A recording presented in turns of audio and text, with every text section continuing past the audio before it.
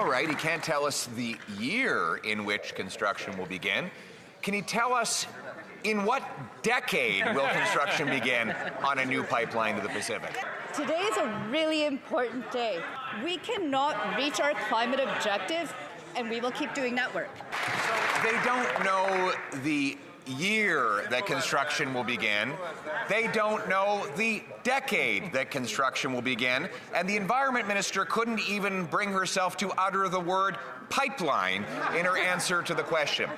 And what today's deal allows a proposal for a pipeline to go to an office in 7 months, which will then be studied for 2 years, after which the Prime Minister will give a pipeline veto to the BC NDP Premier, who's already said he's against. Isn't this pipeline going to be built in the year never? Broken, Canada's broken, and Canada's broken because we're stupid, okay? Canada's broken because we're stupid. I did apologize to the President. President was offended by the act. This Sunday on Rosemary Barton Live. It's a great day for Alberta. It's a great day for Canada.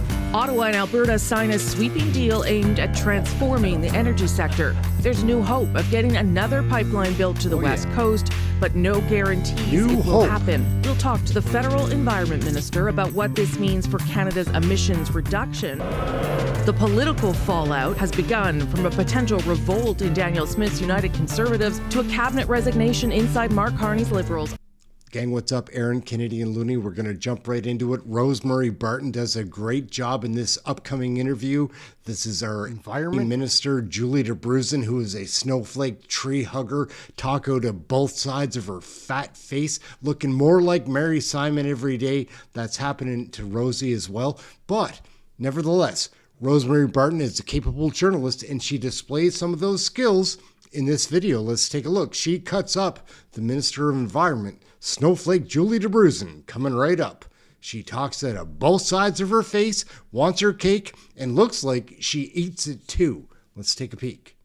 Sunday, with the pipeline agreement between Alberta and Ottawa now official, both governments are now out trying to sell the plan and, crucially, plot the next steps.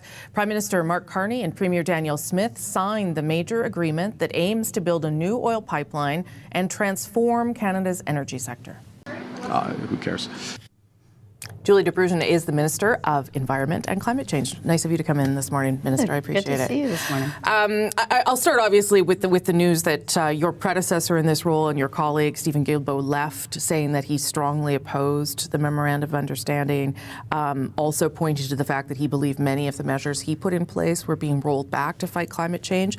How comfortable are you with the suspension or cancellation of some of the measures that had been there, put in place by Mr. Guilbeault before? Yeah, look, I have a lot of respect for Steven. I worked with him for about 6 years as parliamentary secretary, so I've worked directly with him, including on files on the environment. Yeah. But I really respectfully disagree with him on his characterization of this memorandum of understanding. I don't see it as backsliding, and I don't see it as canceling programs. And I know that specifically, like when we talk about things like the clean electricity regulations, those regulations remain in place. And I feel very strongly about that, and that's why I feel comfortable coming out and speaking with Canadians, too, about what the agreement says and what it doesn't say. They remain in place, but they are paused for Alberta. And as you know, there are other provinces who don't like them either. Saskatchewan is one. How concerned are you that you are going to have to allow for carve-outs for other provinces? So there isn't actually a carve-out when you read the section of the Memorandum of Understanding on the clean electricity regulations. If I can kind of pull a step back, the way the clean electricity regulations work is that they have a long pace before they actually start taking effect. So they come into effect, or start applying, for a better word, in 2035. And that was to give time for the provinces to be able to plan towards when it's going to be actually applying. And in that time, I have the ability with any of the provinces to negotiate with them if they can show me that they can meet the objectives of the regulation with their own regional path. I can negotiate with them an agreement for them to follow that path as long as it reaches the same objectives. Okay. The Pathways Alliance Carbon and Capture Storage Project was a project in and of itself that was being spearheaded by the Alberta government, oil companies, some contributions perhaps from the federal government. Now it is conditional on the pipeline. Why make that choice? Why did they have to be in tandem as opposed to just going ahead with it? Well, it was a matter of whether they were actually going ahead with it. And I think the idea that we would move ahead, it's only one of our tools, but carbon capture is one of the tools that can help us to reduce emissions. And so I think that having an agreement from industry, from Alberta, that they will move forward with carbon capture is important. And frankly, it makes sense for them economically to do it. I want to talk about the industrial carbon pricing. So Alberta is, the government is touting Alberta's commitment to this plan now that would get them to $130 a ton. But there's no timeline. When will that happen then? Yeah, so that's part of what we also have to negotiate. Okay. Again, April 1st is going to be a busy day because I also have until April 1st to reach an agreement on that. But when you think about it, $130 credit price for Alberta is more than 6 times really where they're at right now as their credit price. They're trading at about $20 to $25. And I know that sounds in the weeds, but it isn't economic for moving people towards wanting to invest in low carbon technologies at $20, $25. So getting to $130, making that increase is a really big price signal. It's one of my most important tools to reduce emissions is the industrial carbon price. Right, but the target previously was $170 a ton. 170 is the headline price, and the credit price usually trades lower than the headline price. And there are a lot of things that still have to get negotiated between Alberta and the federal government on how that works. But we have their agreement to do it. And we don't only have that, we also have a commitment to look at what kinds of financial measures can be put in place. Often we talk about carbon contracts for differences, so that we make sure that it stays in place. Yeah, except would the goal be to be at $130 by the end of the decade? Because it was $170 by the end of the decade, is that? Yeah, so I have 2 things that I have to do right now. One for the country as a whole, which is actually like where this Alberta agreement fits. Is that we set out in the budget that I have to work on what the trajectory will be for the industrial carbon price moving forward, all the way to 2050, actually, we said for decades. So there are many pieces that are coming together at the same time. Within that, there's the negotiations with Alberta, but also with all of the provinces, right? Like, all of the provinces have that opportunity. Quebec, for example, has a separate way that they do industrial carbon pricing too. So it's not just Alberta that has a different way of approaching it. No, but there is a federal backstop. So, I mean, I feel like we're saying Alberta has signed on to some great plan of industrial carbon pricing that was going to happen anyway. Sure. Look, there is a backstop, and that's always part of the federal tools in the toolbox on industrial carbon pricing. But we're in a better place if we can get provinces to agree and to cooperate on it and to collaborate on how we move forward. So the backstop's still there, but better. Yeah, but you're sort of letting them out of the backstop in some ways, right? You're saying you only have to go to this point, and you're going to negotiate the timeline of that, rather than enforcing the federal backstop with them, which I think would have got you to what your goals are more aggressively and more effectively. Interesting, because I don't know if I would have gotten there more effectively. Like, why not? That's your tool to impose on them. 100%, 100%. And I still have that backstop, and the budget set out that we can impose the backstop in a transparent way with any of the provinces. But working with the provinces is more important, and it means that we're not fighting with them. And I think that that's really what people want to see. They want to see that we're working together with all of the provinces to make things happen. I mean, and that's really what we're doing, right? Yeah, I mean, maybe, but they also want to know that you're going to meet your climate goals by 2030, and the Climate Institute is not. It doesn't seem to think that you're on track to do that. Yeah. You have a report that I think you need to make public by the end of the year.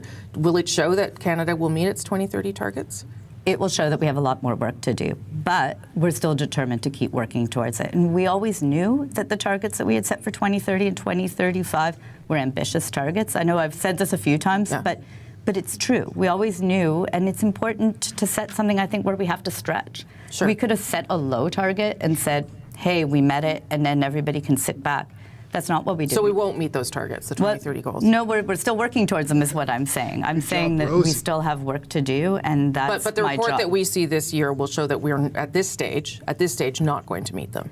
It's going to say that I have more things I need to do to get there. So adding a pipeline to the mix, I mean, obviously it's going to take a long time to build a pipeline, but that is going to make that job much harder, I would think. Well, look, parts of the whole agreement, like if, when we talk about this pipeline in the Memorandum of Understanding, it is tied, as you mentioned before, to carbon capture as well. Yeah. But there's a lot more things that we're going to have to do to actually reduce emissions right across our country. And I think that there's some really important pieces, even when we're looking at the major projects and also in the Memorandum of Understanding. I'll just end on this. There was no consultation of First Nations for this Memorandum of Understanding and British Columbia. It seems like a strange way to go about this, to then seek their ideas and opinions after the fact. What do you say to people who are upset that you have, particularly First Nations, have disrespected the process?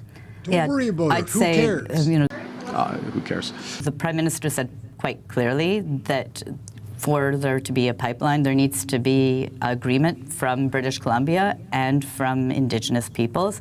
That remains. That is very much part of the agreement and part of the way that we are approaching it as a federal government. Minister, thank you for coming in. Appreciate the time. Thank you. Good job, Rosie. Oh, yeah. We'll wrap it up right there, gang. Aaron, Kennedy, and Looney, like, share, subscribe, get notified. Come and join us for one of our live shows. We've got the most entertaining chat room in all of live Canadian federal politics. I'm positive. Come and join us. Check it out. Verify that for yourself. That's it. Thank you for watching this video. Is Rosemary Barton a capable journalist? Is that why it burns you when she sells the liberal propaganda? She wasn't doing it in that one. We'll catch you in the next video. Thank you for watching this one. Like, share, subscribe. Come and join us for one of the live shows. We're out. This week, I said it's always a good day for Brookfield. Well, yesterday was another great day for Brookfield as the province of Alberta is pushed into a $16.5 billion deal on carbon capture. And one of the companies looking forward to for infall is going to be, of course, Brookfield. And let's not forget, last week this Prime Minister gave a $500 million contract to the European Space Agency, who is housed on property 50% owned by Brookfield. And also, let's also not forget that 3 days after this Prime Minister had a meeting with President Trump, the President personally signed an agreement for $80 billion with Brookfield for nuclear energy. And just this week, the CEO of Brookfield testified at committee saying, when Brookfield does well, the Prime Minister does well because of how many shares he has in Brookfield. So the question that Canadians want an answer to is, with 2.2 million Canadians going to a food bank every single month, why is the focus of this Prime Minister to enrich Brookfield and himself? WTF. Here, here. But let me ask you, Mr. Prime Minister, will there always be a Canada? There will always be a Canada. All right, elbows up. Elbows up.